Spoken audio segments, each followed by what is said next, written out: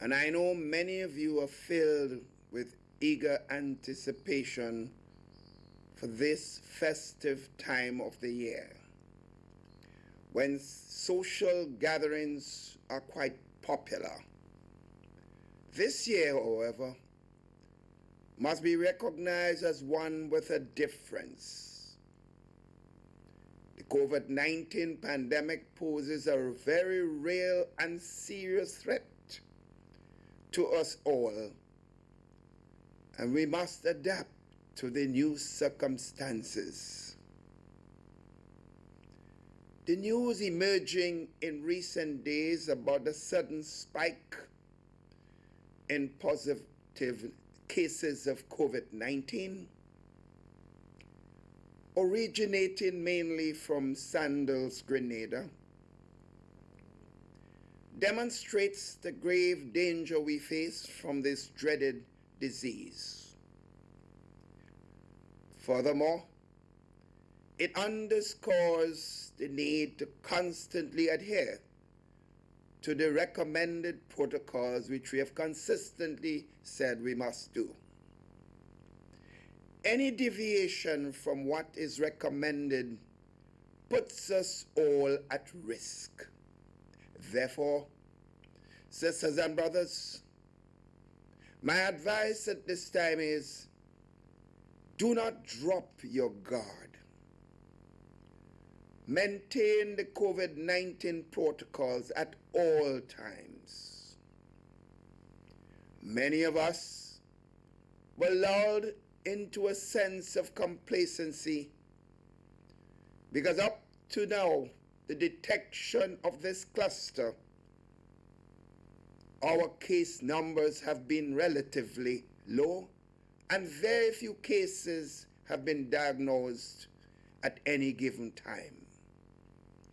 Now, the grim reality is that as many as 13 people in a single household have tested positive for the virus, a situation that can be replicated many times over based on the number of staff who have been infected.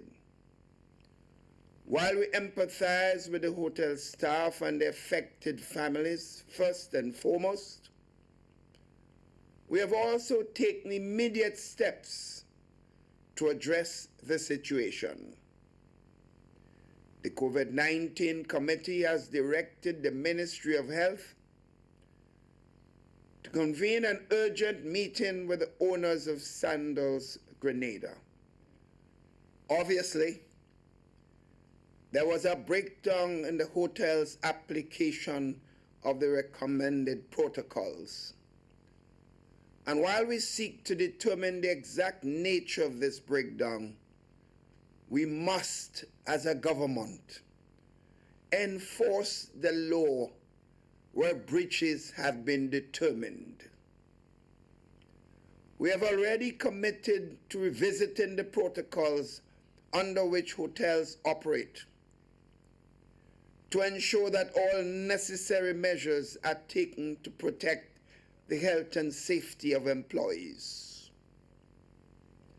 As the Ministry of Health continues to spearhead our valiant efforts to keep Grenada safe, I encourage all citizens and members of the business community to continue working in partnership with government in the fight against this novel coronavirus.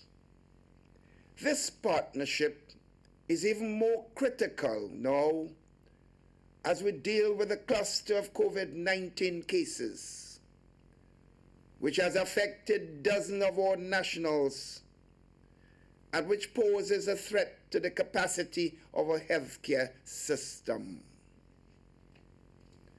The harsh reality is that COVID-19 continues to wreak havoc around the world, with some places experiencing second and third waves of infections and being forced into lockdown mode again as a containment measure. Here in Grenada, We have so far avoided the need for more severe measures, due in large part to the rigorous protocols implemented and which you have abided with for the most part. Sisters and brothers, the magnitude of the newly identified cluster signals in no uncertain terms that it cannot be business as usual this Christmas season. It will not be wise for us to sacrifice a few moments of pleasure or monetary gain only to face possible severe health consequences and even death in the aftermath. I therefore appeal to one and all to exercise restraint and to be responsible. The current situation is indeed alarming, but I must assure you it is under control. It is important that we continue to maintain the balance between protecting lives and saving livelihoods without having to resort to another period of lockdown. Therefore, government has identified a number of short-term adjustments to the COVID-19 protocols to enable healthcare officials to intensify their surveillance, monitoring, and all other necessary actions to prevent the situation from escalating. Therefore, effective December 15, 2020, all social gatherings, including weddings and funerals, will be restricted to 10 persons. Permission must be sought for any additional numbers. It is recommended that all sporting, cultural, and community-based events should be postponed for the next 7 days.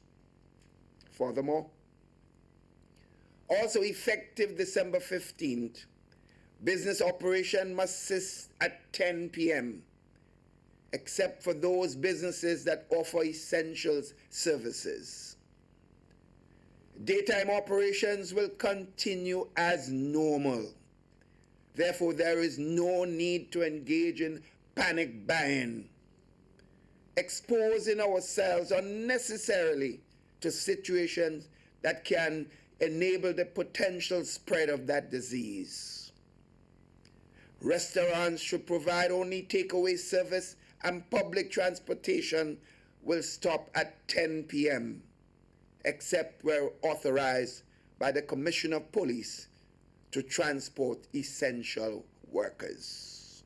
My fellow Grenadians, Caraconians, Peter Martinicans all, the general level of compliance with the new regulations will determine our next course of action. That is, whether or not we have to escalate those measures. Government, therefore, appeals for the full cooperation of all concerned. A nationwide shutdown is not a preferred option. We must all work together to avoid this. On this note, government applauds the initiative already taken by some members of the business community to adjust operations in the interest of public safety. We welcome this collaborative approach to fighting the pandemic, as government by itself cannot win this battle. In the midst of the festive season, it is a difficult time to impose restrictions, but it must be done in the interest of public good.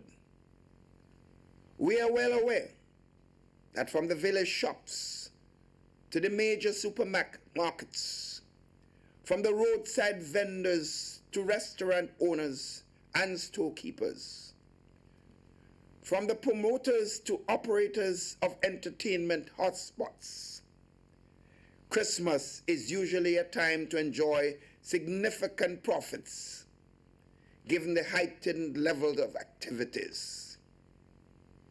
I'm sure many of you who are looking to the season to recoup some of the losses incurred during what has been a very challenging year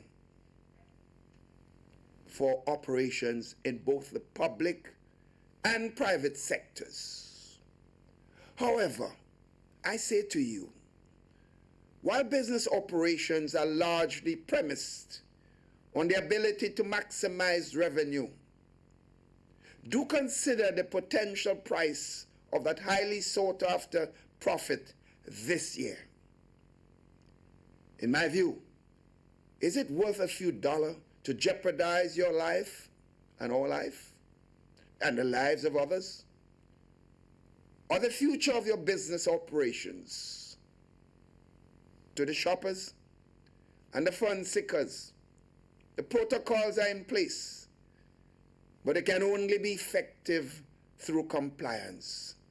Therefore, as I've been doing from the onset of the pandemic, I urge you to wear your mask at all times. Observe the required social distances and sanitize frequently. Sisters and brothers, it pains me to ask anything further of the population, as we have all had to sacrifice so much this year. But these measures are in the interests of every single one of us. And my priority and that of the government is keeping this entire nation and its people safe. My friends all, I cannot stress enough the important role we all have to play in safeguarding each other from this detrimental impact of the deadly virus. Keeping the nation safe requires our individual and collective responsibility. Therefore, the onus is on all of us to maintain that status. Sisters and brothers all, we must be particularly grateful this year for the blessings that have been bestowed upon us, because despite the challenges of the pandemic, God has shielded and protected this nation. When we look at the regional and international news, it is clear that we have avoided the true wrath of this pandemic. We therefore thank God for keeping us safe, and we pray for his continued protection. It is important here to recognize the critical role of the Ministry of Health, our healthcare team, and all other frontline workers in managing the pandemic here in our country. They have worked tirelessly over the past few months to ensure that all possible actions are taken to safeguard the lives of all Grenadians, Cariconians, and Petite Martinicans. The contact tracers, for example, have been operating in overdrive in recent days as we seek to determine the true extent of this cluster. We owe them and all other frontline workers a debt of gratitude, and I therefore use this opportunity to again thank you all for the selfless service, putting the needs of the nation and its citizens above everything else and your own. Thank you for selflessly going beyond the call of duty. And therefore, on behalf of the government and people of Grenada, Carriacou, and Petite Martinique, we appreciate all of you. Sisters and brothers all, the psychological impact of the pandemic cannot be disregarded. The immense challenges brought about by the pandemic has significantly affected the psyche of the many and their ability to cope. Therefore, even as we follow the social distancing guidelines, we must not abandon our peers and loved ones, particularly those who are finding it more difficult to cope. The impact of COVID-19 dictates that now more than ever, we should be our brother's keeper, looking out particularly for the elderly and the more vulnerable among us. The pandemic has not only tested our resilience, it is also testing our patience. Conflict resolution has become a much bigger challenge, and I use this opportunity to encourage one and all to resort to more amicable means for resolving our conflicts. The increased sensitivity we are experiencing requires us to be less hasty in our reactions.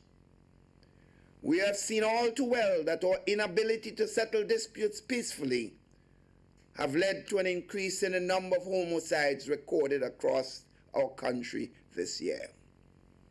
Therefore, I urge restraint as we tackle situations of conflict.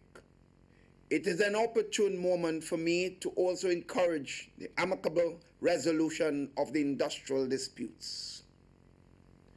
With so many of our brothers and sisters on the breadline due to the fallout from the pandemic, I'm of the view that the focus at this time should be on preserving jobs rather than threatening or resorting to industrial actions.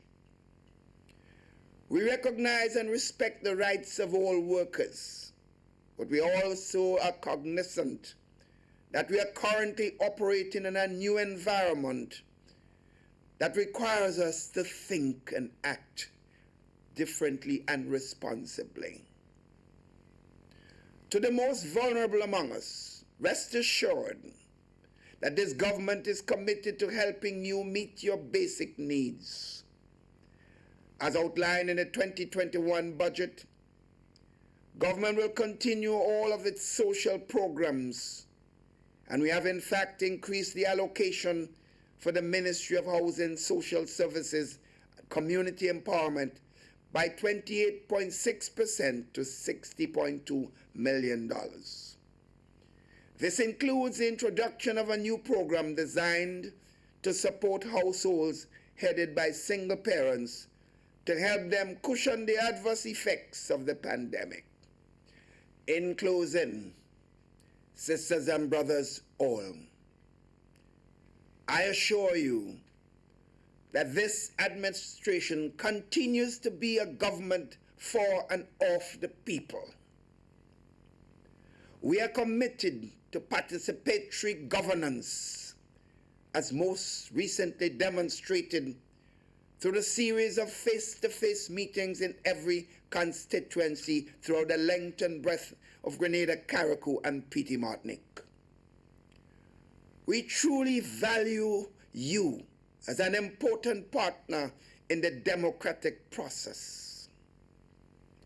The unprecedented impact of the pandemic has left governments around the world over in constant pursuit of the happy medium, and the fluidity of the new environment requires similarly fluid decision-making process that is rigid enough to command compliance, but agile enough to facilitate flexibility that is needed. Additionally, the new reality brought about by the pandemic further underscores the need for collective action. I therefore encourage all citizens of Grenada, Carriacou, and Petite Martinique to continue working with us to keep our country and our people safe. Together, we will get through this. Together, we'll go through this. Thank you. The preceding was a national address by Prime Minister and Minister for National Security, Dr. The Right Honourable Keith Mitchell.